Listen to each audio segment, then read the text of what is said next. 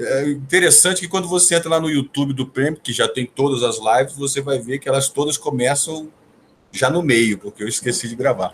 Mas, enfim,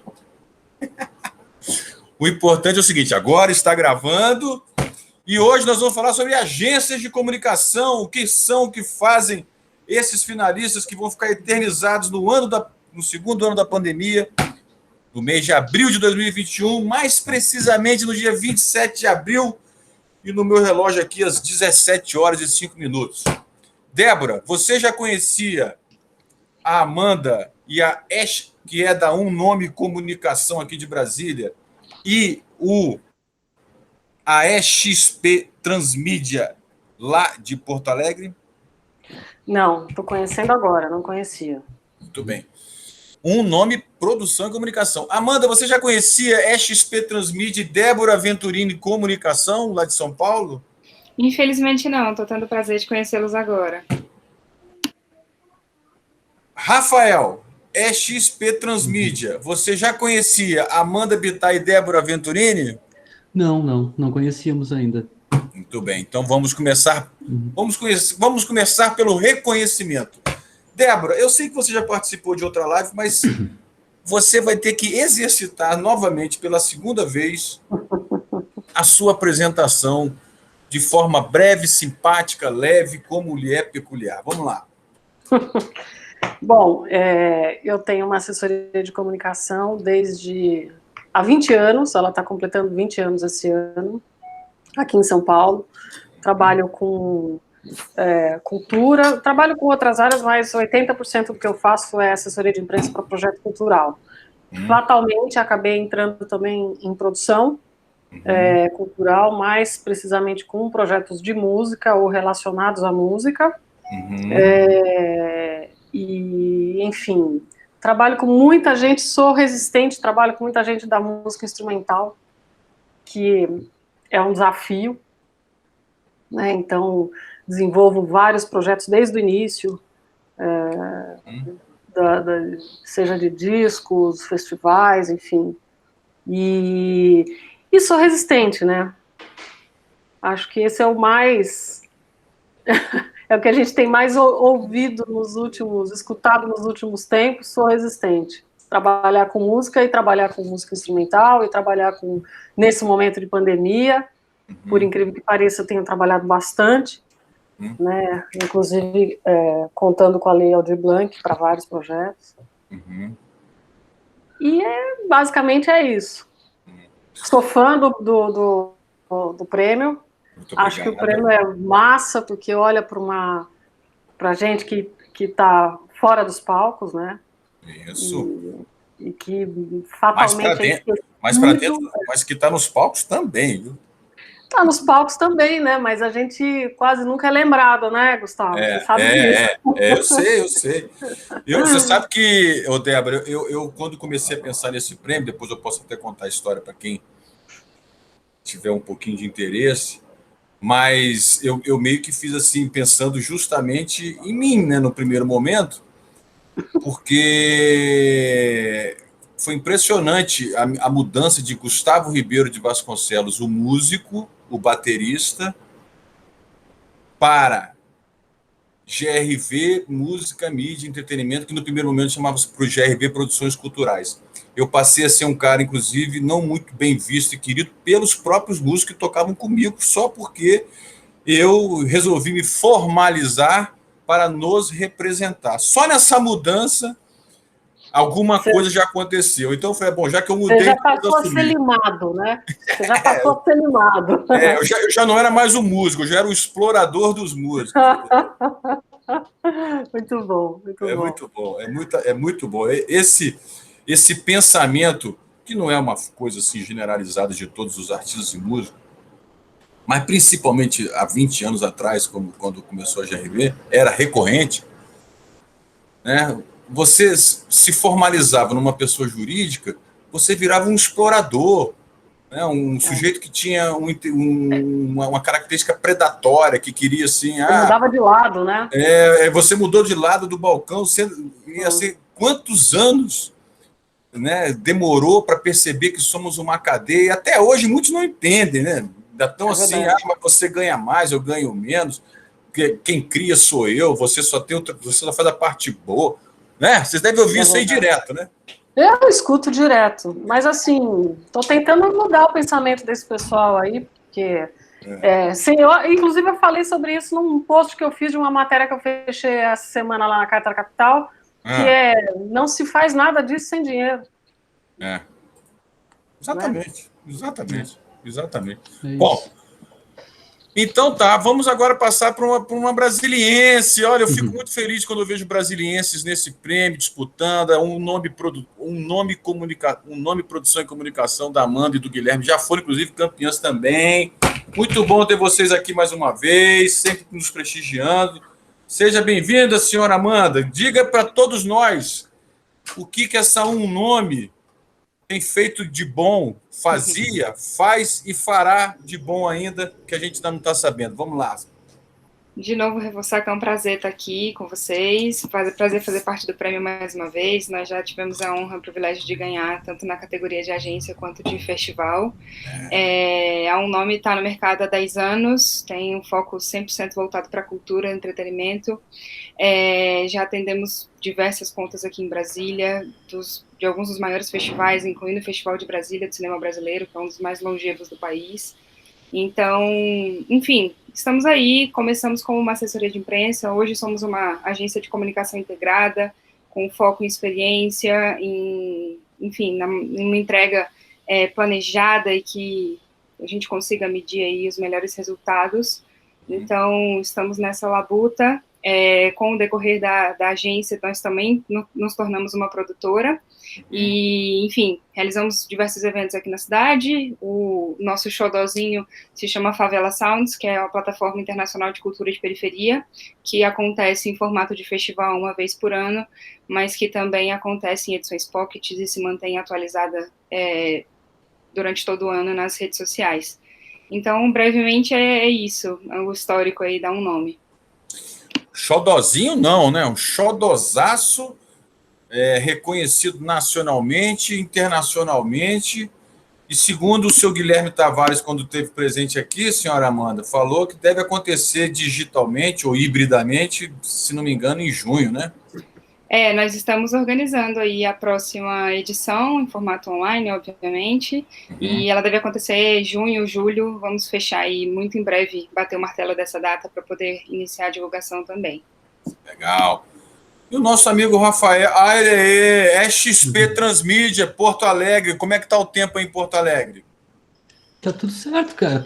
Hoje tá um dia, agora já não tem mais nuvens, tava dando uma olhada aqui só pra te confirmar. Tá friozinho, né? Como dá pra ver, tô de casaco. Essa época do ano aqui já começa a ficar mais friozinho. E eu só tô de camisa em respeito a vocês, porque aqui tá um calorzão.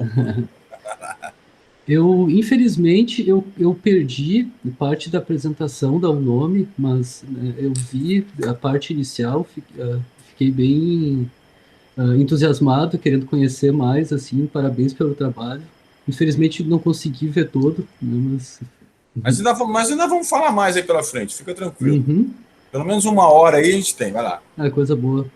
Então, em primeiro lugar, é um grande prazer para mim, né, estar aqui junto com vocês, representando, na verdade, uma equipe com 4 pessoas, na qual a XP é formada, né, eu não sou a única pessoa dentro dessa equipe, né, que, na verdade, é uma equipe de pessoas ligadas à arte, artistas também, que resolveram congregar as suas atividades multidisciplinares de uma maneira em que a gente conseguisse atender de uma melhor maneira o nosso nicho, que a gente viu que estava um pouco desamparado de um serviço um pouco mais profissional e de artista para artista, né? Digamos que foi assim que surgiu o nosso trabalho. E a gente trabalhou desde o início da empresa, que foi em 2017, que ela começou, não tem muito tempo, né? O nosso foco de trabalho sempre foram os artistas de uma maneira direta, né? Os festivais e eventos ligados à música e as empresas de uma maneira secundária, com elas sendo a fonte de rentabilidade para esses artistas com quem a gente trabalha, né? Então a gente tentou desenvolver algumas atividades diferentes dentro do nosso nicho, né? para que a gente pudesse tornar o nosso negócio um pouco mais sustentável, porque todos nós aqui soubemos, né, que as coisas já não vinham fáceis, né, antes da gente ter o que a gente teve, né, e passando agora, tudo isso que a gente está passando, elas não estão mais difíceis ainda, né. Então, para a gente que acompanha os artistas, assim, né, de forma direta, a gente sempre tentou trabalhar de maneira praticamente coletiva, junto com as pessoas com quem a gente trabalha, né. Então, durante esse processo, a gente trabalhou com os principais festivais aqui de música, mais ligada à música instrumental, festivais que já passaram aqui pelo prêmio, como o Poa Jazz, por exemplo, né? O Poa Jazz que já foi, eu acho que campeão ou bicampeão, é isso aí. Sim, que é um baita festival, que a gente tem o prazer de atender eles. Então, entre os festivais que vocês atendem, você destacaria o Poa Jazz ou mais algum? A gente atende basicamente os principais festivais desse nicho de jazz aqui do Rio Grande do Sul, né? Que eu posso dizer que é o Poa Jazz Festival. A gente tem também o Gramado Jazz and Blues Festival, que vai para a segunda edição agora esse ano. Está se desenhando o formato dele. A gente também atendeu o Bento Jazz and Wine Festival, que foi aqui, de Bento Gonçalves também. Então a gente atua basicamente nesse nicho, mas também acompanhando bandas como o Rock de Galpão, que é uma banda que tem uma projeção bem bacana aqui no sul do estado. Vai dar umas idas até Florianópolis e Curitiba também, né? E a gente atuávamos também em espetáculos de teatro, no sentido de que musicais de teatro, né, eventos musicais que habitam teatros também estavam no nosso nicho de atuação. Legal. A gente podia definir, então, aqui, já abrindo um debatezinho aqui, bem direto e reto, sem freio, que vocês, assim, as agências de vocês têm atuações localizadas, assim, regionalizadas, assim, predomina a atividade de vocês nos estados ou no máximo nas regiões de vocês? É isso? É isso? E se é isso, é uma opção, é uma estratégia, ou é só um momento?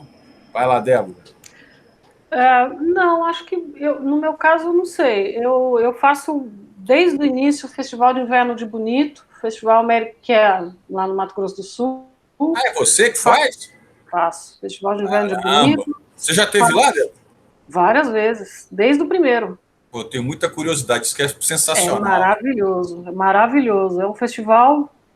Puta, eu sou muito suspeita para falar, porque ele é um festival que ele contempla todas as linguagens artísticas. Então, você tem desde arte indígena, e arte indígena que acontece em loco, você se enfia lá no meio das comunidades e tal, que é maravilhoso.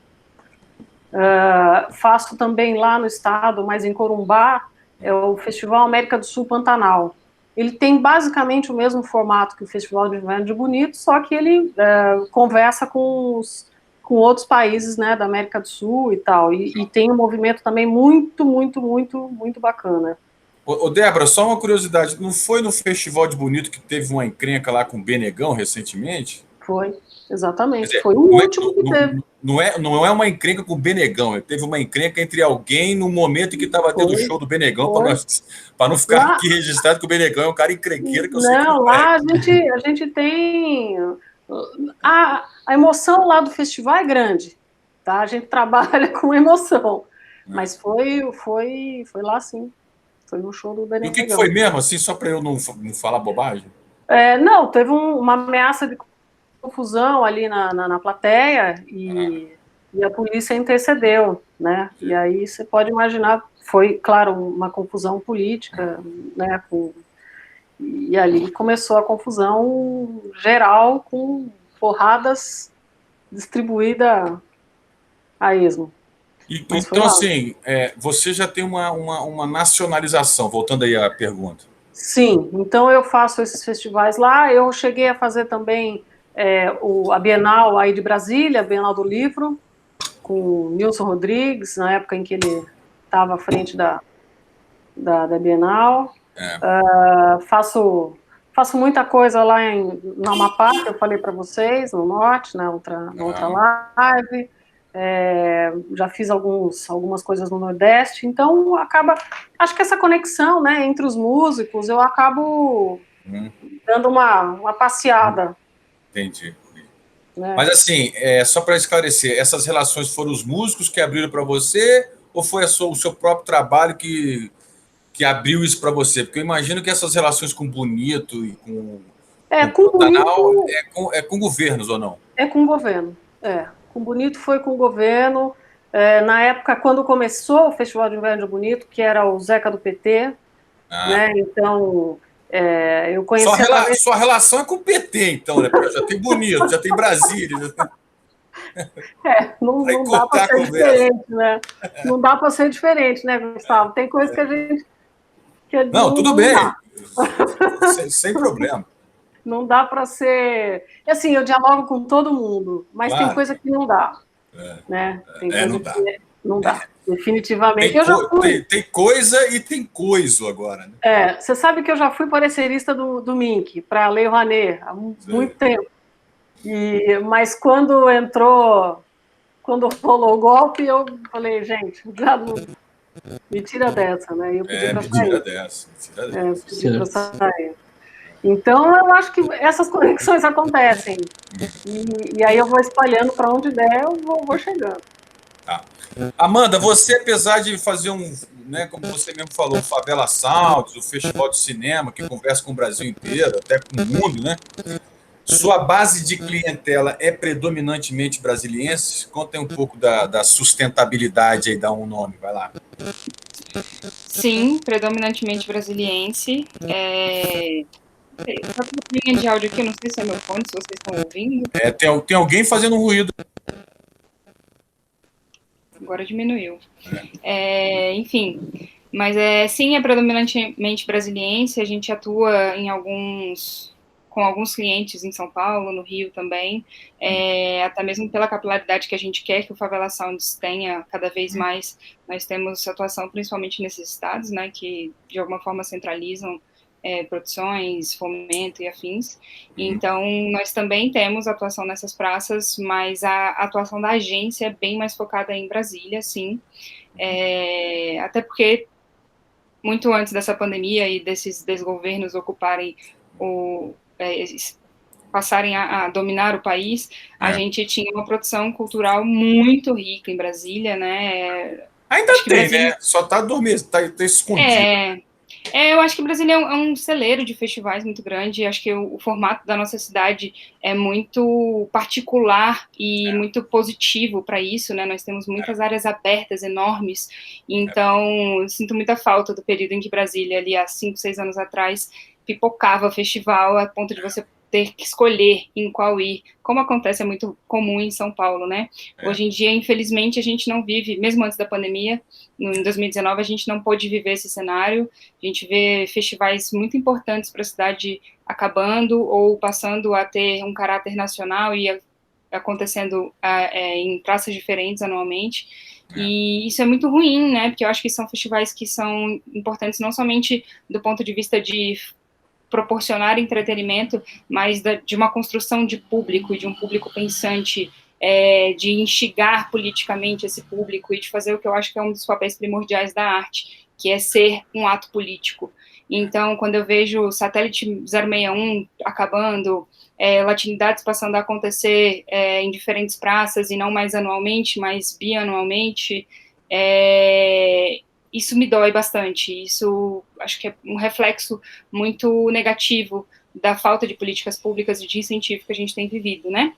Mas seguimos, acho que a cidade está conseguindo minimamente se adaptar diante dos poucos fomentos que tem e das possibilidades que tem. Estão acontecendo alguns eventos online bastante importantes também.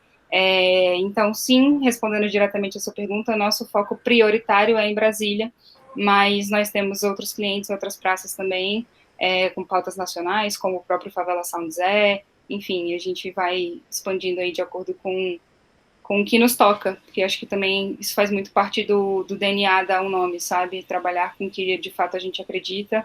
Obviamente que nem sempre foi assim, porque existem momentos, a partir do momento que você cria uma empresa, que você precisa pensar na sobrevivência dela, e aí você atende outros tipos de eventos e outras linguagens que não necessariamente refletem o nosso posicionamento político, mas acho que a partir do momento que a gente se firma na cidade enquanto agência e passa a ser reconhecido pelo nosso serviço, e a gente tem condição de escolher trabalhar com as pautas e com as pessoas que estão do nosso lado nessa luta em prol tanto da cultura viva da cidade, pulsante da cidade, como de pautas afirmativas que são intrínsecas à nossa existência. Muito bem, hein? Olha só. O nome da categoria é Agência de Comunicação para Eventos. Então, assim, a gente já percebe claramente, né, mapeando aqui o nosso papo, que é um nome está nessa dos eventos.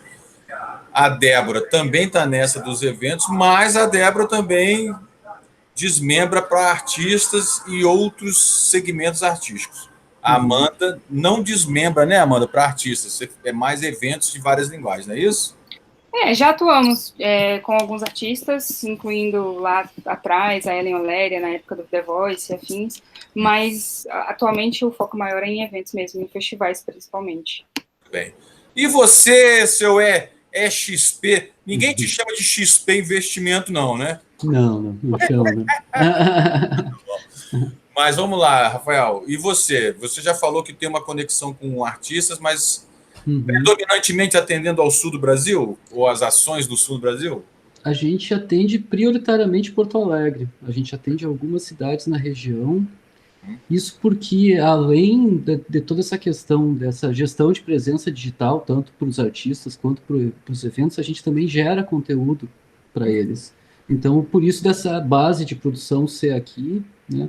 Fazendo um parêntese, eu vim de alguns bons anos de carreira de produção audiovisual, basicamente produção audiovisual voltada à música, DVDs musicais, documentários musicais, né? Então, eu quis congregar isso para que a gente pudesse oferecer, além de toda essa gestão de presença, a gente também pudesse oferecer um conteúdo qualificado, porque muitas vezes, em alguns casos, a gente tinha kits de divulgação de algum festival ou de algum artista que para a gente iam perecer em uma semana ou duas de rede, a gente não ia mais ter com que trabalhar. Né? Então, isso sempre foi um insight da nossa empresa, como orientação mesmo, tentar priorizar para projetos em que a gente também produzisse conteúdo junto. Um exemplo que eu daria disso é de uma websérie que até foi ganhadora de um edital da Aldir Blanc, que um dos nossos clientes ganhou, em que nós atuamos de maneiras em duas frentes dentro desse projeto. Né? Nós atuamos, por exemplo, eu fazendo direção audiovisual, fazendo direção remota, fazendo captação de estudo, fazendo externas e captando imagens, e a equipe da empresa também fazendo toda a parte da gestão de redes para essa websérie. Então, por essa questão, a gente precisa de uma atuação um pouco mais localizada, né? Então, a gente acaba atuando bastante aqui em Porto Alegre. E deixa eu te fazer uma pergunta. Você não conhecia a Débora, que trabalha com música instrumental, assim como você trabalha com eventos de música instrumental? Não, infelizmente não. Então já valeu a pena essa live aí, né? Porque agora vocês já estão aí. Vamos trocar figurinha, né? Coisa boa. Precisamos, esse é o momento da gente trocar, né? Porque... 2021, como vocês disseram aí, principalmente a Débora, a palavra resistência ganhou o protagonismo dos protagonismos, né? Porque, na verdade, a realidade a transformou numa palavra protagonista, porque, na verdade, quem se mete a trabalhar com cultura e música nesse país, desde que eu me conheço, já está metido com resistência desde a hora que entrou nessa barca, né? Então, nenhuma novidade até aí, mas é que agora o contexto é outro. Mas olha só, Débora, o modelo da sua agência perante da Amanda e do Rafael me parece um pouco diferente. Acho que a Amanda ela trabalha de uma forma um pouco mais amplificada, misturando assessoria de imprensa, misturando mídia social, misturando metrificação. O Rafael me parece que já vai por uma coisa de geração de conteúdo. E você é mais assessoria de imprensa ou é só assessoria de imprensa? Não, é mais assessoria de imprensa, mas eu hoje também atendo rede social, né? Então eu faço planejamento para marketing digital e não tem como, né? Você não trabalhar hoje nessas duas frentes. Porque tem gente que é só assessoria de imprensa e é só assessoria de imprensa. Não, eu tenho uma pessoa que faz isso para mim. né? Eu não faço rede social, mas dentro da empresa eu tenho uma pessoa que só faz isso, porque senão é muita coisa, eu não consigo dar conta. Então, é uma pessoa que faz, enfim, o planejamento todo, desde o início, impulsionamento, cria toda a estratégia para marketing digital e tal. Então, não tem como você não desenvolver dessa forma. E como eu participo, faço questão de participar dos projetos desde o início, vamos desenvolver, ou seja, o festival, o projeto, a gente vai estar pensando em chamar essas pessoas e tal. Como eu normalmente participo desde o início, eu consigo moldar também, não só a comunicação, mas opinar em algumas coisas da programação e tal. Então, tem que ser um trabalho mais completo. Muito bem. Amanda, você já faz parte, dentro das instalações de você já acontece o processo inteiro. Porque a Débora terceiriza, vamos botar assim, essa parte de mídias sociais ou marketing digital, né? A gente tem cada vez mais caminhado para o escopo de uma agência 360 mesmo, que a gente consiga, no caso eu e o Guilherme, como diretores da agência, a gente foca muito nas coordenações de comunicação, e aí nós temos vários braços dentro da empresa que vão cuidar desde assessoria de imprensa até a parte de marketing digital, produção de conteúdo em vídeo também, toda a parte de ads, enfim, a gente vai segmentando para atender de forma mais completa possível.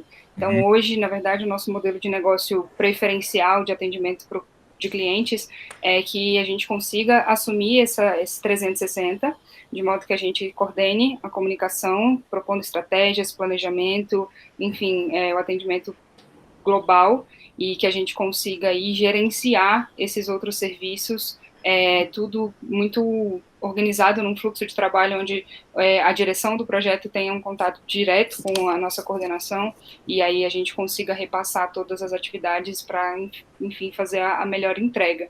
Então, hoje o fluxo funciona mais ou menos assim, então a gente consegue atuar desde, se a prioridade do cliente for produção de conteúdo para redes, a gente consegue atuar desde a parte audiovisual, pensando em roteiro, em captação e edição de imagens, mas se também o foco for assessoria de imprensa, relacionamento com o cliente, a gente consegue perfeitamente assumir desse modo, nesse escopo. Mas o nosso preferido mesmo é quando a gente consegue atuar nesse 360, porque acho que a entrega ganha muito, e a gente realmente, quando a gente planeja, consegue criar uma estratégia, desenhar uma estratégia e cumpri-la, acho que todo mundo sai ganhando, sabe? Desde o cliente até o público também, que recebe a informação de uma forma muito mais direta, nítida, enfim, tudo muito mastigadinho para que a pessoa possa ter o foco dela realmente em usufruir a experiência. Muito bom. Olha só, Rafael, Débora e Amanda. Chegou a pandemia e a impressão que eu tenho do meu lado aqui, que eu acho que é uma percepção que eu tenho do lado de vocês aí, é que apesar da tragédia, da tristeza que tomou conta da humanidade, o trabalho de vocês quadruplicou, triplicou, no mínimo duplicou. É uma verdade isso para todos vocês, começando pelo Rafael? Ora, infelizmente o nosso não, por conta de uma não adaptação ainda dos eventos aqui da nossa região para esse formato, né? Entendi. A gente percebe que as pessoas seguem ainda de uma relutância para aceitar ou mesmo para criar, sabe, mais oportunidades de eventos nesse formato. Que, na minha opinião, como vocês todos sabem, é um formato que não tem muita fuga, né? Que a gente vai ter que seguir adaptado a ele com algumas ressalvas, né? Tomara que sim, né? Mas no nosso caso a gente foi bem impactado. Na verdade, para a gente foi ao contrário, né? A gente reduziu 4 vezes ou 6 vezes a operação. Para a gente foi bem difícil. E nenhuma adaptação, assim, como, por exemplo, esses editais da Lei Aldir Blanc? Sim, isso nós trabalhamos tanto para clientes que foram contemplados, quanto também tentamos com projetos próprios, de realização própria nossa, né, nesse caso. Entendi. Débora, e para você, duplicou, triplicou, quadruplicou? Para mim, eu acho que quadruplicou. Eu acho que foi um período de muito trabalho. Claro que a gente teve que rever alguns custos, né? Porque a gente está trabalhando com valores inferiores ao que a gente normalmente. Isso já é um movimento que acontece há alguns anos, mas especificamente na pandemia, a gente teve que trabalhar com valores muito diferentes do que a gente trabalhava. Então, quer dizer, você acaba pegando muito mais trabalho para tentar fazer o que a gente fazia antigamente. Mas, assim, nesse período, eu acho que aumentou muito. Pelo menos aqui em São Paulo, a gente teve um movimento muito grande de criação de projetos, com ou sem a Lei Aldir Blanc. Aqui a gente tem alguns outros PROAC, projetos.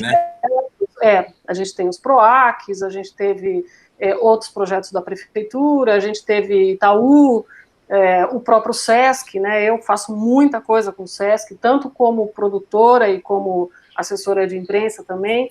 Então, eu tive um movimento. Agora, por exemplo, eu estou entrando num outro festival, enfim, é uma série que eu estou produzindo com o SESC sobre música e ditadura, que vai começar agora em maio. Então, foram muitas coisas acontecendo ao mesmo tempo e com uma estrutura muito mais enxuta, porque eu tive que vir para casa. Enfim, eu tive que me adaptar a algumas coisas, então foi bem... Eu preciso agradecer que o trabalho aqui rolou. Muito bom. E você, Amanda, duplicou, triplicou, quadruplicou, ou como o Rafael deu uma... Que aqui em Brasília temos aí o Fundo de Apoio à Cultura do Distrito Federal, que anda, desanda, mas vai... Tivemos aí, né, a Lei Aldir Blanc também, tivemos aí o edital de premiação, vem aí já novos editais. Como é que está aí para vocês? Eu acho que caminha num sentido muito próximo do que a Débora relatou. O trabalho aumentou, mas não necessariamente as nossas remunerações aumentaram. Acho que é um período de adaptação para todo mundo e entendo isso como um fluxo normal mesmo desse período que a gente está vivendo. Acho que também um dos problemas que a gente ganha enquanto agência de comunicação nesse cenário do virtual é que, de alguma forma, tudo vira comunicação, né? A partir do momento que você tem eventos sendo transmitidos por YouTube, o entendimento de que o YouTube é uma rede social, de alguma forma, há também um entendimento que a comunicação é responsável por isso.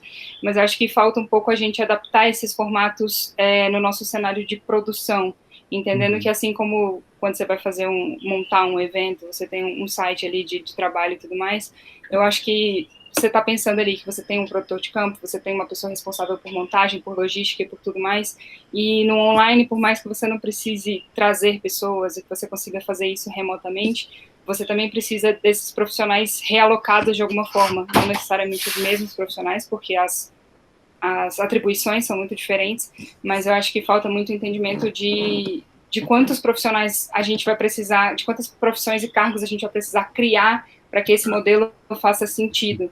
Eu participei no final do ano passado de uma live com o Zé Ricardo do Rock in Rio, e foi muito engraçado porque ele levantou alguns pontos que me chamaram muita atenção.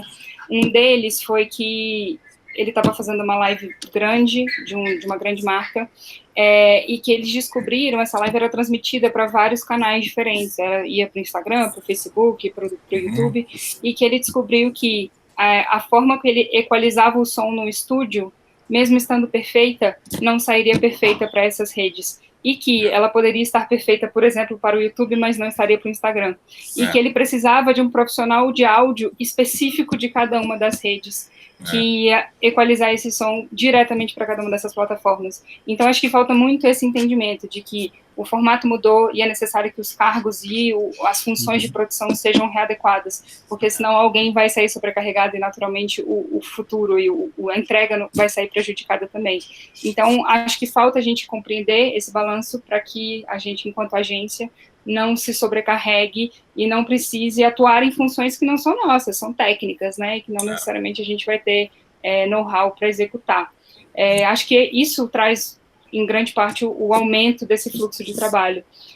Mas também, como a Débora disse, acho que nos adaptamos e entendemos esse novo formato e vamos tentando atender aí, na medida do possível, todas as demandas para que a engrenagem não pare de girar, né, afinal, É um ato de resistência a gente ainda estar com as nossas empresas ativas, em pleno funcionamento, mesmo que adaptada nesse momento de pandemia que está sendo tão difícil. É verdade. Exatamente. Corroboro em número, gênero e grau. E você, Amanda, falou aí uma coisa interessante. Tudo é comunicação. Eu, por exemplo, quando as pessoas vêm até a GRV, o meu bordão é o seguinte: você é a comunicação. Assim, para deixar bem claro que assim, tudo nasce a partir de você, né? Por isso a gente vai comunicar. E dentro dessa perspectiva de tudo é comunicação, ou você é a comunicação, enfim, disso que a gente está falando aqui, com esse aumento, se a gente for fazer uma projeção para o futuro, existe alguma possibilidade de voltar ao modelo antigo? Porque eu acho que assim a pandemia antecipou processos, fluxos, possibilidades, tecnologias, e isso é um caminho, obviamente, sem volta. E eu acredito que se a gente conseguir ter nossas vidas de volta, com as nossas atividades ao vivo, é daqui desse ponto em que nós estamos para muito mais. Na verdade, a gente vai precisar talvez de mais tecnologia, né, do que mais braços, teoricamente. Então, eu queria saber se vocês estão pensando assim para o futuro das suas empresas ou o que eu falei não tem nada a ver. Vai lá. Vai lá, Rafael! Você. Então, eu acredito que esse formato, ele siga, como eu afirmei antes, né? Como a gente estava quando a gente conversou anteriormente. Eu acho que daí para cima, sim. E eu acho que cada vez mais a gente que faz comunicação vai ganhar com isso, principalmente porque a gente vai conseguir, né, digamos, ter uma atuação híbrida, né, dessas coisas que vão estar acontecendo física e digitalmente ao mesmo tempo, quanto que isso aconteça, né, num período breve, né, que a gente consiga, digamos, sair desse cenário atual, porque eu acredito que esse formato ele tem outras possibilidades interativas, inclusive, a serem exploradas, digamos, com essa permissão de que a gente misture o digital com o físico, sabe? Então, quando a gente fala em interação, a gente pode falar também em outras possibilidades de monetização, outras possibilidades de exposição de marca para os nossos clientes, né? Então, eu acho que esses eventos um pouco mais tecnológicos, eles vêm até para trazer mais oportunidades para a gente mostrar como o nosso processo criativo pode ir mais longe e a gente pode oferecer ainda mais possibilidades de exposição e rentabilidade, né? Então isso significa que tem um novo universo aí para vocês explorarem ou só um novo universo de possibilidades para vocês compartilharem? Olha, eu acredito que é um universo a ser explorado, com certeza. Débora, e para você, tá bom do jeito que tá aí agora é só crescer ou você acha que tem um novo universo aí para ser explorado? Bom do jeito que tá, não tá, né? Porque a gente sente falta, a gente sente falta de estar no teatro, né? De estar nos, enfim, no corpo a corpo ali. Eu sinto muita falta disso.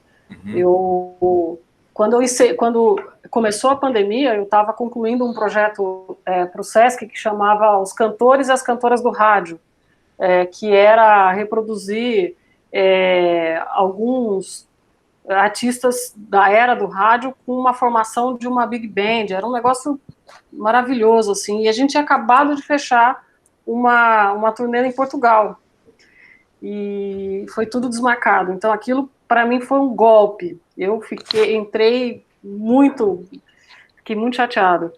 Mas, assim, eu acho que é um universo de possibilidades. Eu acho que uma coisa que ficou muito clara, pelo menos para os artistas, é que não existe mais produzir música, e sim produzir material audiovisual, né? Então, todos eles ninguém mais vai pensar em gravar um disco agora, vai pensar em gravar um projeto, um produto audiovisual. Então, acho que essa já é a primeira transformação, assim, que a gente teve meio que a força, né? Agora, Eu aposto nos formatos híbridos, porque por mais que a gente pense numa volta, essa volta ela não vai ser nem total e vai ser gradativa lentamente. Porque por mais que todos já estejam vacinados, a gente vai ter um risco ainda grande, o medo das pessoas, até elas se readaptarem àquela programação que a gente tinha, de eventos, de shows, de tudo mais, de aglomeração e tal. Eu acho que a gente vai ter uma volta muito lenta. Então, eu acredito num universo para a gente explorar de projetos audiovisuais, de monetização também. Acho que muita coisa vai acontecer, muitas plataformas vão surgir. Acho que eu já tenho recebido algumas coisas assim de formatos e tal. Não sei. A gente é tudo muito novo, né? A gente vai começar a experimentar. A gente está experimentando esse momento de só lives e acho que a gente vai arriscar muito mais ainda daqui para frente. Está só começando. Eu não sei se eu já tinha te falado na outra live, mas assim, no ano passado, né, quando eu olhei assim para a realização do prêmio, e eu que sou um conservador, essa palavra conservador você tem que tomar cuidado hoje em dia, porque tem gente que acha que conservador é Bolsonaro, não é nada disso, né? Muito pelo contrário. Mas eu que sou um conservador assim nos meus passos, eu falei, quer saber de uma coisa? Eu vou passar um ano aí experimentando. E eu comecei experimentando lives no Instagram, passamos por Google Meets, estendemos aí com StreamYard para Facebook, já estamos aí agora estendendo para Facebook e YouTube. Nosso evento vai ser dentro de uma plataforma. E até a gente, assim, vamos experimentar e, consequentemente, nos parcerizar ao máximo para a gente absorver o máximo de informação do que é menos pior, para a gente tentar manter o máximo da nossa essência na nossa realização. Porque eu vou falar, eu acho muito difícil se emocionar e tal, com shows assim digitalmente. É muito difícil você perder o ângulo de visão, o contato com a emoção, que é visual, que é sensorial, que é com o cara que está do seu lado, que é com o cara que está na sua frente, que é com bilheteiro, que é com porteiro. Todo mundo emociona, né? Ou faz parte da emoção. Então eu tomei essa decisão aí, mas é o que você falou aí, né, cara? Assim, vão vir outras coisas, mas assim, quando você fala de monetização, qual monetização que a gente está se referindo? Porque a monetização digital ela é inviável para o negócio da música nesse momento. É ou não é, Amanda? Ela não sustenta, né?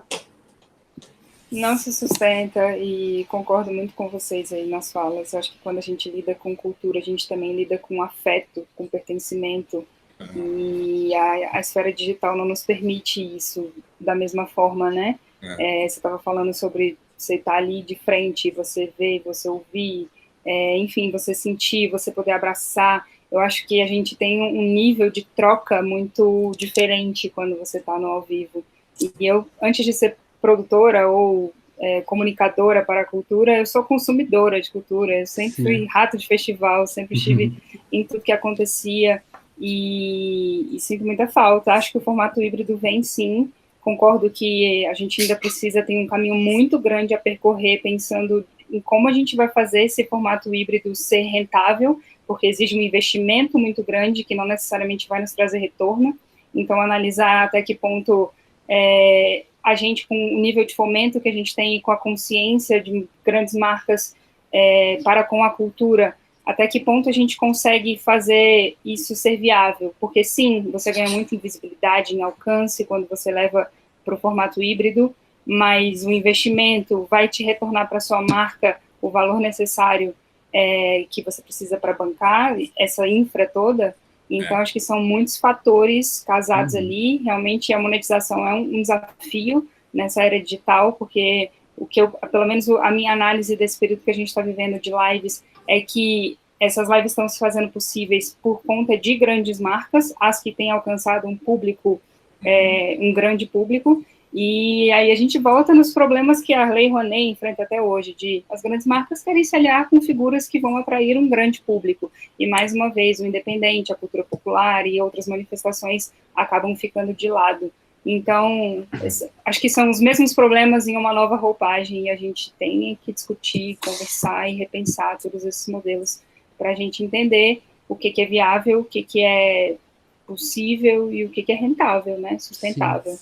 Sim. Quando você fala... Opa, desculpa, pode falar, Rafael. Eu somaria, né, as nossas falas uma questão que eu acho que também é muito importante a gente colocar, que talvez, se a gente caminhar para esse formato híbrido, a gente, pelo custo que isso tudo vai ter, a gente vai passar por um processo de elitização da arte presencial, né, e isso é um perigo muito grande, né, porque ela já não era muito acessível em alguns casos para alguns públicos, né, em determinados locais. E se a gente tiver essa arte presencial ultra valorizada, a gente vai afastar ainda mais, né? Então é uma preocupação que eu tenho também com o futuro do formato. Agora, olha só, são 17 horas e 50 minutos, como nós estamos hoje em 3 ao invés de em 5, é bom que a conversa rendeu, foi aquele bate-bola, aquela velocidade e tal. Hoje, inclusive, eu tenho aí um compromisso pontualmente às 6 horas. A última live que eu participei aqui com a Débora demorou 1h45, mas ontem nós batemos o recorde, viu, Débora? Ontem o pessoal dos blocos de carnaval deu 2h10. Aí, ó. Caramba! Tinha bastante assunto. A live com o pessoal dos blocos de carnaval é o seguinte, como eles lidam com muitas grandezas, né? Orquestras, muitas fantasias, muitos públicos, aí a conversa também foi do mesmo tamanho. Mas eu queria pegar um ponto da Amanda aí para a gente caminhar para os nossos finalmente, que é o seguinte, a Amanda falou, e o Rafael, dessa elitização e não sei o quê, de grandes marcas, né? Como é que é, Amanda? É repetição do modelo, é uma nova roupagem do mesmo modelo, né? Os mesmos problemas, né? Sim. E assim, dentro dos eventos que vocês estão diretamente envolvidos e que agora estão aí refazendo os seus formatos, continua o interesse de apoiar das marcas que apoiavam, ou diminuíram as marcas, ou sumiram as marcas, ou mudaram as marcas? E outra coisa, onde está assim a participação dos editais e etc, assim, na viabilização dos negócios de vocês? Diminuiu, sumiu ou aumentou? Como é que é, Débora? As marcas sumiram? As marcas sumiram, claro. As marcas sumiram e, assim, agora, mais do que nunca, fundamental política pública de cultura. Não existe outra possibilidade de fazer isso sem que exista uma política pública de cultura eficiente. Então está fudido, né? Porque dependendo do governo federal... De Brasília também, eu não sei se a Amanda concorda comigo, mas assim, aqui vai ter até Museu da Bíblia agora. Então, veja, a gente está no mato sem cachorro, né? Então, a gente está vivendo o pior momento num pior governo que olha para a cultura como se fosse nada. Então, se a gente não tiver, não se unir e não pressionar para que exista essa política pública, a gente vai morrer na praia. Não existe outra possibilidade. As marcas, elas, mais do que nunca agora, elas vão procurar por coisas que têm muito mais visibilidade, e infelizmente a cultura brasileira e a cultura independente, a música independente que a gente faz, ela não... Gente, é a regra da Lei Rouanet, né? O eixo Rio São Paulo. Então, a gente não vai ter outra forma de viabilizar senão com o apoio de política pública. Eu vejo que esse é um maior desafio que a gente tem pela frente. É isso aí. Eu confesso a você que eu também sou um pouco receoso aí, que a gente tem realmente... Eu gostaria que a gente tivesse muito trabalho pela frente, mas eu acho que a gente tem realmente... A gente está correndo risco, né, Amanda? O que você acha? Eu assino embaixo do que vocês disseram. Está sendo muito difícil. Acho que qualquer um que contactou uma marca recentemente ouviu, nós estamos nos adaptando, nós estamos passando por um momento de reorganização de toda a empresa e coisas do tipo. Então, eu trago muita experiência do Favela Sounds, é um evento 100% gratuito, que tem como intuito maior levar a música de periferia do Brasil para a periferia do DF. Então, contar com o apoio de marcas sempre foi uma realidade muito complexa para a gente, a partir do momento que as pessoas não compreendem as classes C e D como seus públicos-alvos, né? Eles são consequência. O foco maior é que você vai vender os seus produtos de luxo, os seus produtos versão premium para as elites, e a massa vai contribuir ali no seu movimento de massa, comprando de tabela ou tendo aquilo como objeto de consumo, de desejo de consumo. Então, acho que a gente passa por um momento em que eu vejo muitos editais, mas eu vejo muitos editais que estão oferecendo possibilidades muito inferiores. Então, você tem uma gama de exemplos de edital que está oferecendo R$1.200, R$1.600, R$2.000 para os artistas. Então, acho que entra muito na lógica do auxílio emergencial, né? Como se a gente conseguisse, com editais tão esporádicos, manter a cultura de todo um país enorme, de dimensões continentais, viva. Então, vejo as empresas entrando, vejo as empresas capitalizando para suas marcas em cima desses editais, mas vejo o efeito prático disso muito pouco palpável. Então, falta política pública de fomento à cultura, local aqui no DF e nacional, falta uma lei Rouanet atuante, descentralizada e de amplo acesso e desburocratizada, que acho que é o principal. E, enfim, acho que existe esse intuito, por meio dos que se autodeclaram liberais, de fazer a iniciativa privada colaborar, mas acho que para a gente chegar nesse lugar, muito chão ainda tem que ser percorrido, muitos debates ainda têm que ser feitos para que se entenda a cultura no valor que ela de fato tem e com peso de formação da nossa população que ela tem. E acho que a gente ainda patina um bocado para chegar nesse lugar. Falta, sim, apoio das marcas e do governo quanto à cultura. Senhor Rafael, você corrobora com essas duas guerreiras aí ou você tem a coragem de discordar delas? Não discordaria, não. Apenas a gente tem um cenário mais favorável aqui para o nosso caso, porque a gente, além de manter o contato com artistas e com festivais, a gente também cria projetos de associação de marcas, onde a gente consegue juntar marcas diretamente com artistas. Então essas marcas acabam custeando o nosso trabalho e parte dos custos que o artista vai ter com aquela campanha. Então isso seguiu, de alguma maneira. O que foi bem difícil para a gente é esse entrave da Lei Rouanet, porque a gente já deixou de fazer 3 trabalhos que foram totalmente captados, com dinheiro na conta, com as empresas que destinaram toda a verba. Né? Para ter uma ideia, um dos nossos clientes fazia há 30 e poucos anos, todo ano, em janeiro, um espetáculo no Teatro São Pedro, que é o nosso principal teatro, e esse ano ele não conseguiu fazer, porque o projeto estava captado no tempo correto, só faltava alguém dizer tira dessa conta e bota na outra que já pode fazer. E isso não aconteceu, sabe? Isso não aconteceu para 700 e lá vai pedrada pessoas que já haviam... Não, 500 e poucos proponentes já tinham dinheiro para fazer os seus projetos e não fizeram porque faltou a assinatura do policial. Então, eu concordo com vocês e concordo também em relação às políticas públicas de cultura, porque a gente teve uma amostra muito boa com o Aldir Blanc, que se a gente tivesse uma política continuada nesse sentido, a gente poderia, poder fortalecer novamente o nosso setor, que eu acho que é isso que a gente precisa fortalecer a cadeia como um todo, e para isso a gente precisa de auxílio continuado, não pode ser tão esporádico assim, né? Olha, de nossa parte aqui do Prêmio Profissional da Música, é o lugar onde estamos debatendo essa profissão, essa cadeia, dividida nesse momento em criação, produção e convergência, onde tem esse monte de categoria, de gente qualificadíssima, espertíssima, cheia de boas informações para serem compartilhadas agora e certamente lá no evento, onde nós vamos fazer o cruzamento com a presença dos nossos jurados, dos nossos conselheiros, das nossas participações internacionais, que certamente, quem sabe, não nos auxiliarão a construir uma coalizão, no mínimo, para a gente compartilhar conhecimento e informação para a gente se fortalecer para um próximo momento, que, se Deus quiser, seja breve, com todo mundo vivo e com saúde e dignidade, e sem esse sujeito que veio habitar aqui a 3 quilômetros da minha residência. Ó, eu preciso terminar, não sem antes coletar uma frase que a Débora já sabe, no que se refere ao que é ser profissional da música.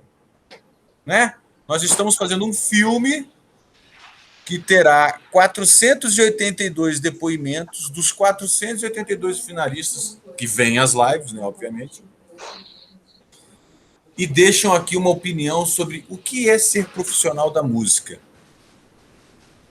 que pode durar 140 caracteres. Eu digito aqui, faço uma fotinho aqui nossa, que vou fazer agora antes que eu me esqueça, no meu celular, que eu não confio mais nesse computador, que me deixou na mão. Olha lá. Vamos lá. Vamos aqui. Opa, aqui com essa luz tá legal. Oi. Aê. Aê. Aê. Aê. Aê. Muito bem. Então, eu vou pegar aqui o meu programinha para coletar essa frasezinha. Olha só, acabei, inclusive, de publicar, Débora, a da nossa semana passada, que eu estava atrasado. Opa. Então, vamos lá. Quem quer começar? Deixa eu pensar primeiro. Eu tô crente que eu estou falando com o pessoal de comunicação, viu? Eu estou achando que é isso, né? Mas vamos lá. Tem que ser em 140 caracteres? Não. Você pode fazer uma tese, mas eu vou fazer minha edição, porque eu estou vendo muito Big Brother, e eu já saquei que o lance é edição. Bom, para mim, ser um profissional da música é... Peraí, Amanda, que eu saí do programa. Vai lá, fala aí, vai lá. Para mim, ser uma profissional da música é entender a dimensão do afeto com a qual a gente trabalha, entender que a música é transformadora e que quando a gente faz parte desse ecossistema que movimenta a música, a gente, de alguma forma, está contribuindo para a transformação social e para um universo melhor, mais equânime, e onde as desigualdades vão ser muito menos latentes e menos...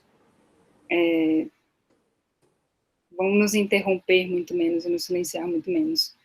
Então, acho que é isso. Muito bem, olha só.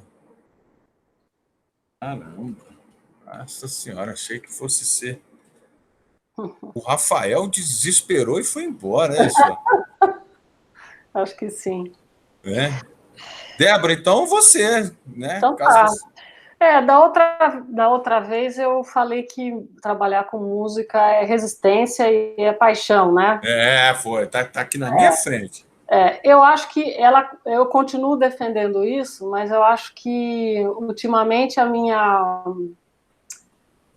trabalhar com música também tem sido um desafio para mostrar que a gente não está falando de entretenimento. Uhum. A gente está falando de identidade, a gente está falando de valorização de identidade, de uma cultura muito mais ampla e muito mais profunda do nosso país. É a defesa do que nós somos, dos nossos saberes, dos nossos fazeres, e acho que a minha maior defesa hoje é mostrar o quanto a gente precisa da música para entender o país que somos, né? Muito bom. Bom, eu acho que o Rafael, eu vou provocá-lo ali pela internet, porque eu acho que ele realmente desapareceu. E como são 18 horas e 4 minutos, eu vou aproveitar aqui o momento para agradecer vocês duas pela presença, pela força, Obrigada. Pelas palavras, pela inteligência, pela simpatia, pela clareza e principalmente pela lucidez que nós temos aqui compartilhando nesse momento. Afinal de contas, em tempos de pandemia e dessa maluquice que está ao nosso redor, em especial aqui no Brasil, né, e por que não dizer em Brasília, manter a lucidez é um ótimo sinal, né? Logo, meninas, fiquem firmes, fiquem fortes, saúde para vocês, ficamos em contato, vamos se falando, e essa live vai, se Deus quiser, amanhã lá para o nosso YouTube, e está registrado o que pensavam essas grandes figuras, finalistas da categoria Agência de Comunicação Prevendo. Vida longa para o prêmio. Vida longa, saúde para nós. Tchau, Beijo, tchau, gente. tchau. Beijo. Tchau. Aê.